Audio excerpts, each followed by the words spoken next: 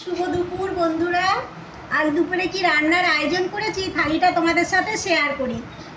প্রথমে নিয়েছি সাদা ভাত, কাঁচা লঙ্কা আর গন্ধরাজ লেবু, এক টুকরো পেঁয়াজ, তারপরে আছে পেঁপে সেদ্ধ, বেগুন ভাজা আর উচ্ছে ভাজা।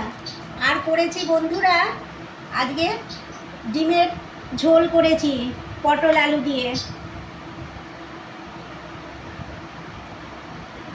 আজকে বাড়িতে কেউ নেই, ওর ছেলে বাইরে খাবে আর ওর বাবা ডিউটি গেছে, আমি আর মেয়ে খাবো। তো মন হলো আমার আর মেয়ের থালিটা দুজনেরটাই গুছিয়ে নিই, একসাথে বসে মা মেয়ে খাবো। তো কেমন লাগছে আমাদের মা মেয়ের থালি অবশ্যই কমেন্ট করে বলবে। আর যদি ভিডিওটা ভালো লাগে লাইক শেয়ার করবে, আমার পাশে থাকবে।